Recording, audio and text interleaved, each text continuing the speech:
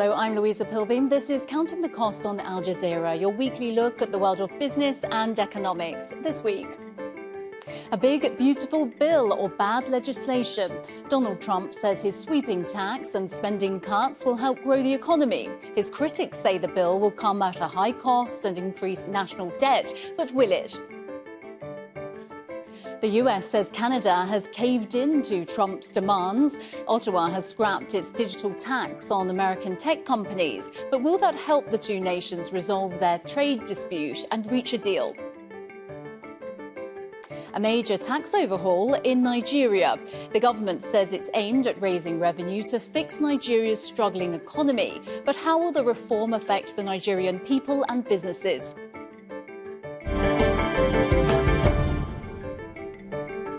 Dubbed the One Big Beautiful Bill Act, President Donald Trump's signature policy comes with big, painful cuts. The legislation would slash taxes, largely benefiting the wealthiest Americans. To pay for it, federal spending would be reduced, including on Medicaid, food stamps and student loans. Supporters say the bill could jumpstart economic growth, create jobs, raise wages and even lower the national debt. Critics, though, including some Republicans, say millions of Americans would pay the price. And the non-partisan Congressional Budget Office estimates the bill would actually add an estimated $3 trillion to debt over a decade. So will this landmark legislation bring economic revival, or is it a risky gamble with lasting consequences? Katia Lopez-Hodoyan reports. The bill is incredible. Love it or hate it, the One Big Beautiful Bill Act is a cornerstone of President Donald Trump's domestic agenda, affecting virtually every American. The bill is expensive, but Trump says it's worth it. It tells you there's something for everyone. I mean, it's a great bill. There is something for everyone. Republicans point to the bill's widespread tax cuts, military investments, and higher spending to crack down on immigration. All issues they've long accused Democrats of mishandling. With this legislation, we're fulfilling the mandate we were entrusted with last November and setting our country and the American people up to be safer, stronger, and more prosperous. To offset the cost, food and health care programs would be slashed, mostly affecting low-income families. Democrats say the bill would make the rich richer and the poor poorer. If you are going to ruin people's lives by kicking them off their health care or cutting their food stamps, don't make the moral injury even worse by padding the pockets of the richest people in the country. One Big Beautiful Bill, critics say, will lead to a big, ugly mess the U.S. can't afford. It would add an estimated $3 trillion to the U.S. national debt over a decade. That's on top of its current debt of more than $35 trillion. It's going to add much more to the debt. And so I think without question, this is not a fiscally conservative bill. Trump has promised an economic boom for Americans, but many are still waiting, struggling with soaring prices and a high cost of living. The president, vice president, cabinet, all those people, I don't think they really know what the average Joe Blow person goes through every day and what everything costs. They don't have a clue. Under pressure, Trump is also looking to the Federal Reserve, calling on it to drop rates as low as 1% to stimulate the economy. We're in a position of wanting to take our time and make a smart decision. But Chairman Jerome Powell says that's not Trump's call to make. Trump insists the bill will open the door for other economic initiatives to fall into place. But critics argue it will backfire both in the short and long term. Katia Lopez-Hodoyan, Al Jazeera, for Counting the Cost. Harry G. Broadman is the former Chief of Staff of the President's Council of Economic Advisers in the US. He's also a former Assistant US Trade Representative, and he joins us from Washington, D.C. now. Great to have you on the programme, Harry. As we're having this conversation, the bill heads to the House of Representatives for that big vote. So do you believe that Donald Trump is going to get his big, beautiful bill as he wants it? Well, all indications this morning at Washington Times certainly seems that would be the case, that it will pass the House. It will not be a pretty vote, I think, for most of the American people, but I think Trump will ultimately get his way. And Harry, this will come at a very large cost, no matter what. Some experts saying too high a cost, at a cost that America can't afford, around $3 trillion. Yeah, so there's the macro cost that you've just mentioned. I think the more important cost from my perspective, and I think most economists' perspective who have policy chops, is it's going to engender skewness in the income distribution. There are, always when you do public policy making, is you want to weigh the gains to the winners and the losses to the losers. It's not clear to me that the weights attached to the losses to the losers will balance out with what the gainers make. And so I think there is a pretty high likelihood that this will skew income distribution. Now, some will argue that a higher income distribution to the wealthier will drive incentives for investment. That's true. But this country, as many know, is under incredible tension politically and policymaking wise. And this is a very divisive bill, and I think how it will be implemented, I think, is frankly more important, in the long run than the actual vote itself. Let's look at the fact then that some people believe that this will make the rich richer and the poor poorer. Cuts to Medicaid, Social Security, safety nets, students, they all seem to be going there. As you said, a very divisive bill. Do you agree that those are the cuts that should be being made? Well, the question is, those cuts are obviously very sensitive to that part of the population. And I think, cuts of that magnitude really should be based on whether there's waste or fraud or abuse, and that money is going, to nowhere. And I don't think that that's what the data that most of economists like myself have been looking at for years. And, you can just pick up the headlines in any newspaper and see the divisiveness in this country. And it's clear that he will get the votes, I think, as we've discussed, but I think at what cost? And I think it's really going to create more upheaval in the social fabric of the United States. And the question is that worth it? I don't know, but this is not the way that I would make public policy, frankly. Yeah, and that's the human cost there then. Trump saying, though, that the bill will bring explosive growth. That's a quote from Donald Trump. Do you believe that that's an accurate assessment? I think to some extent that's true, but what really matters, I think, beyond what's happening within the United States domestically is what does that mean for U.S. competitiveness abroad? And, we've got competitiveness on the part of our factories and the products and services that we produce. But what about the workers? What about, children coming through school now, college graduates? Will they get the kind of, incentives to sharpen their skills to compete with other countries around the world? And I think is what really agonizes people like me who have been in these policy debates for a long time, is looking at the long run versus the short run. There may well be a short run gain, but are we becoming a more competitive economy, as a result of this kind of legislation? I don't know what the Chinese are thinking when they look at a bill like this, but you can be sure that some of them are probably chuckling. Well, we shall see what happens. But in terms of the economy, we cannot talk about the economy without also looking at the impact of Trump's tariffs. How are they feeding into this? And then that big word, inflation. Are there inflation fears? Well, absolutely. All other things equal, as economists are wont to say, tariffs will raise the price. And the question is that going to help, more sales of exports overseas or hurt, imports coming in? And what's the balance therefrom? And I don't think that tariffs historically have shown to be the most effective way of improving the competitiveness of any economy of the world. And these are unprecedented, sizable tariffs, and the distribution of those tariffs across the economy. This is in part how we got into the Great Depression. And I think, economic historians like myself, frankly, have studied this. And this is not probably the wisest course of action to boost, U.S. competitiveness, which is what we all want. It's been called the big, beautiful bill by Donald Trump. And this is a big question for you, Harry, but what did this bill miss?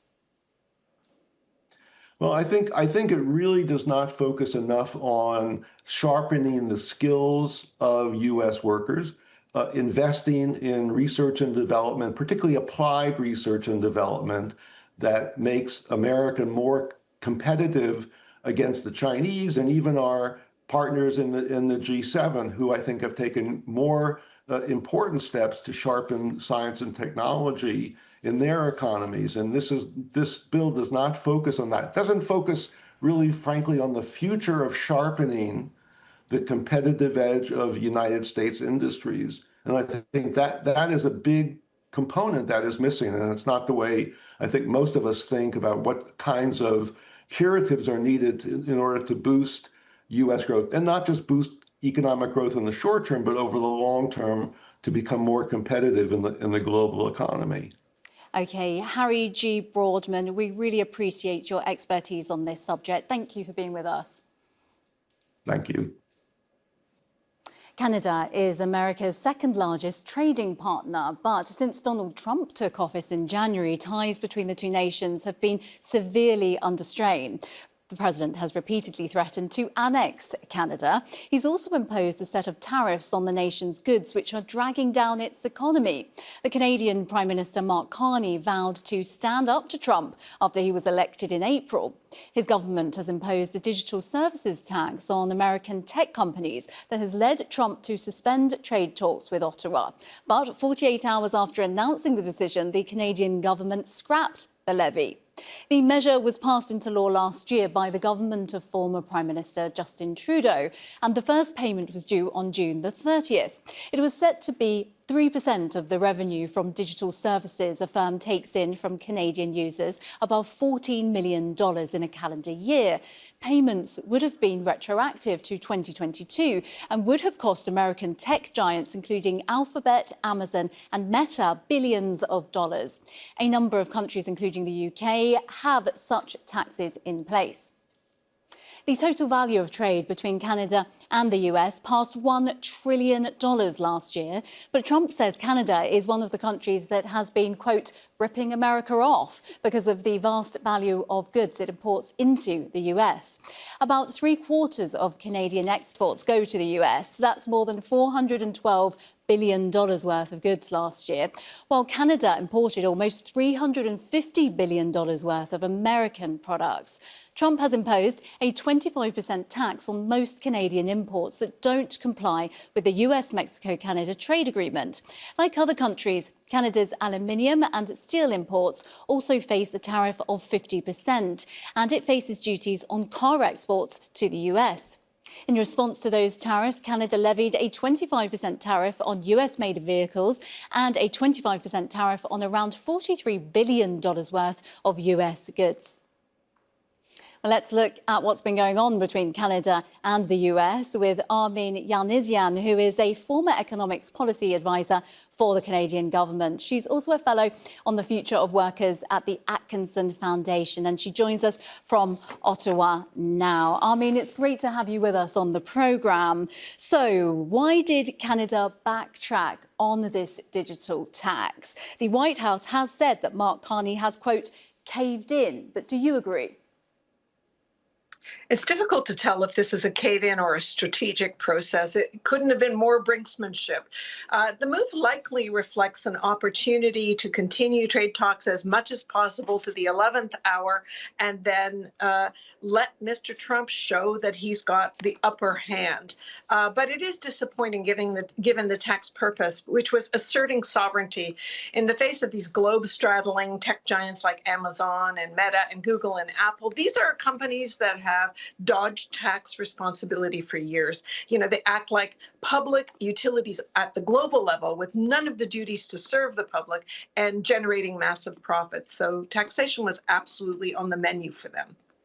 Mark Carney, though, has said previously that Canada is going to stand up to a bully, referring, of course, to President Donald Trump. Why the climb down at this point? Well, I would say timing is everything on this at this point. It came into like the very first day of paying these taxes came into effect while trade negotiations were underway. And Trump saw this as a challenge to his authority. Of course, he sees everything as a challenge to his authority. And let's not forget that the men who put him in office were standing behind him during the inauguration. 4 of the 5 richest men in the world who made their fortunes on digital services. And the DST, the Digital Services Tax, basically targeted them. And it reflects something about a political debt that Trump owes these men for putting him in office. OK, so going forward then, 3/4 of Canada's exports go to the US, worth around $700 billion a year, while Canada just takes 17% of US production. So if we look at that and then translate that into bargaining power, going forward in these transactional talks, who has the upper hand then there? Well, there's no question that there's no other country on the surface of the planet that is as exposed to Trump's trade whims as Canada. However, trade is multidimensional.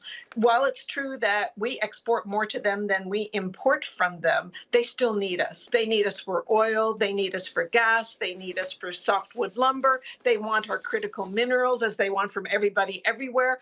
And also his tariffs, Trump's tariffs that he has imposed on auto, steel, and aluminum jack up costs for American producers and consumers. So trade is multidimensional. And, though it's true that U.S. has got quite a lot of leverage right now, it's not a one-sided game.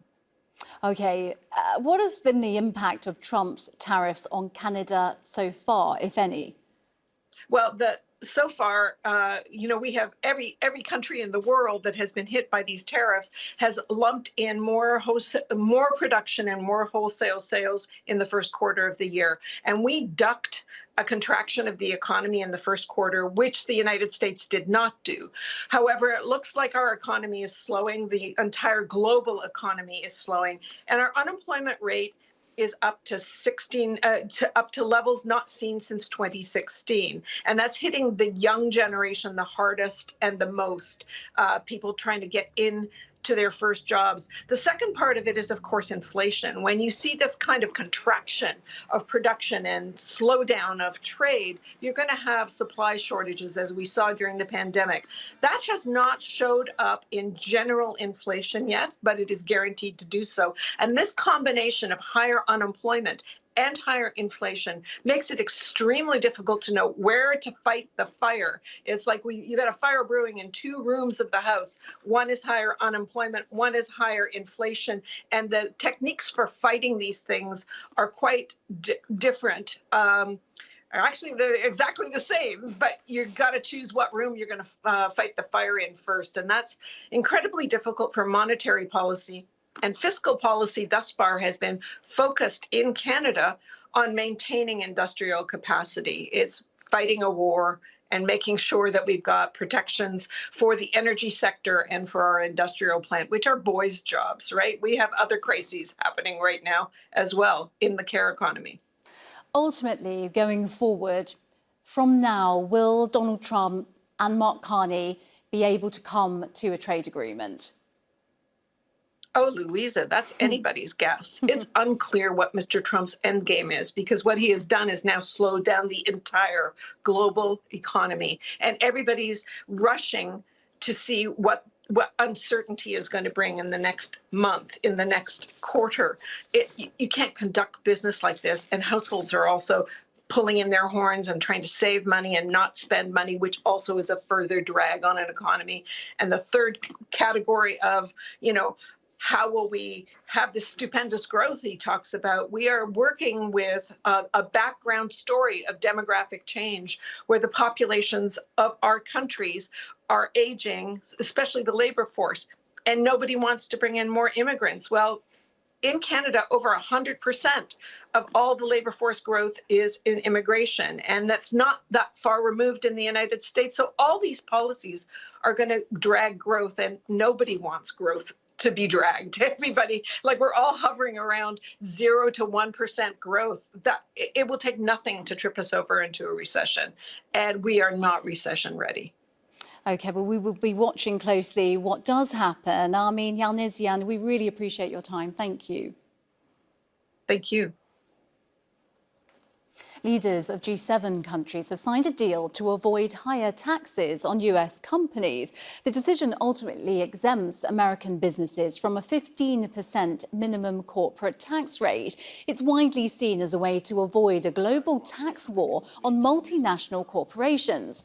The issue had been negotiated for months now, with the Trump administration threatening a so-called revenge tax on non-US based businesses if a deal wasn't reached. Acknowledging the pain his reforms have caused, President Bola Tinubu has told Nigerians the worst is behind them. That was in a speech to mark the end of his second year in office last month. His reforms, which include slashing a costly fuel subsidy, have won the praise of many economists, but they've also fuelled a cost of living crisis. The president has said tax reforms will help protect low-income households, small businesses and support Nigerian workers. He's recently signed 4 finance bills into law as part of a major overhaul to the tax system. The government says the measures are aimed at raising more revenues to fund infrastructure projects and public services. They're also meant to bring down the cost of doing business for both domestic and foreign firms operating in the West African nation. Small businesses with annual turnover below $32,400 will no longer pay company income tax. For people earning up to $650 a year, a rent relief of $130 will be applied, while sellers of essential goods and services will no longer have to charge a value-added tax. Chijike Uwabute is the tax leader with PwC Nigeria, and he joins us from Umuahia in Nigeria. Chijike, thank you for being with us. So these tax reforms are clearly badly needed. What are the main points of them? Yeah, good afternoon, Louisa, and thanks for having me. I'd say, first of all, congratulations to the president for having the courage to push this thing through in record time. And I'd say one thing the tax reforms and the new tax laws provide is a lot of clarity.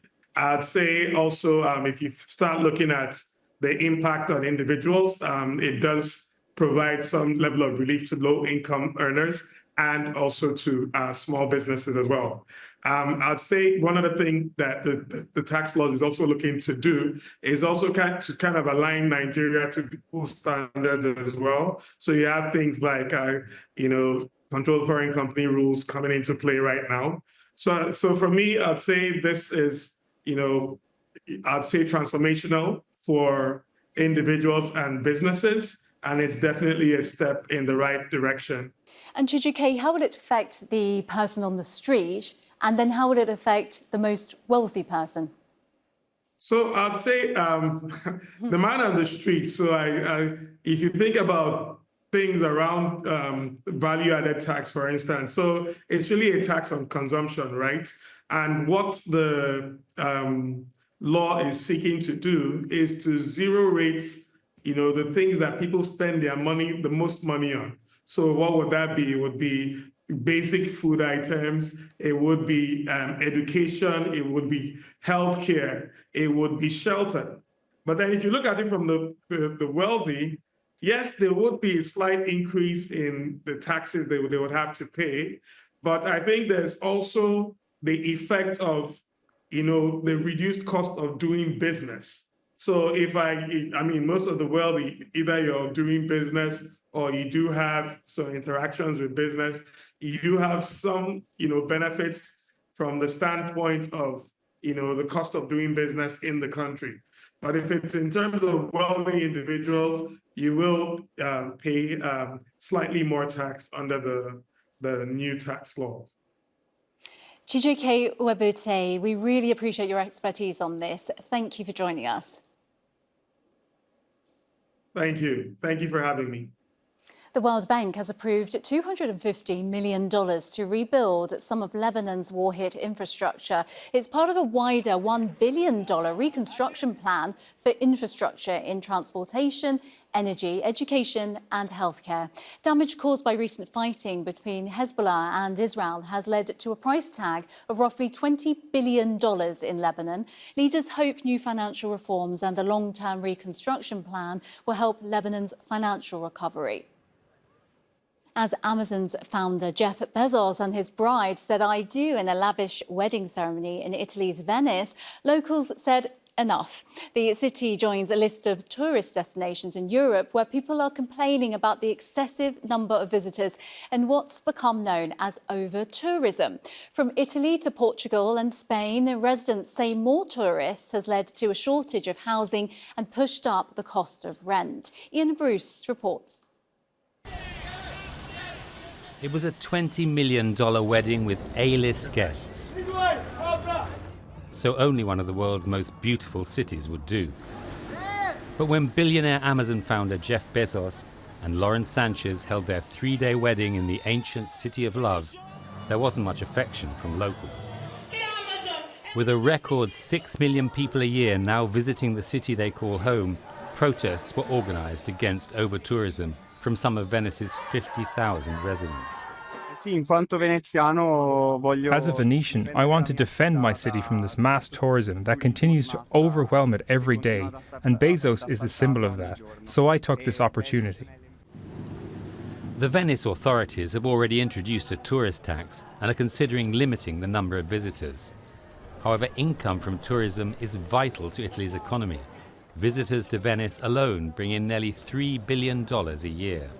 This kind of event brings a lot of income to the city, to the small companies, small businesses, family businesses, and of course also the big company in Venice. We have a lot of hotels, restaurants, boats, florists, hairstylists, and technicians are involved with this kind of events. People have been demonstrating against tourism across Europe, with house prices and rents doubling in many European cities and fears over climate damage. In the past few days, protesters packed the streets of Barcelona to say no to plans to extend the city's airport, which they say could bring more air pollution to a city overrun with tourists. The challenge facing the world's most appealing destinations is how to balance the vast income from tourists while protecting their value to those who already live there. Ian Bruce for Counting the Cost. And that is our show for this week. Do get in touch with us on X. I'm at Louisa Pilbeam TV, and use the hashtag AJCTC when you do. Or drop us an email. countingthecost@aljazeera.net is our address. There's plenty more for you online at aljazeera.com/CTC. That'll take you straight to our page, which has individual reports, links and entire episodes for you to catch up on. That is it for our edition of Counting the Cost. I'm Louisa Pilbeam, and from the whole team, thank you for joining us. The news on Al Jazeera is up next.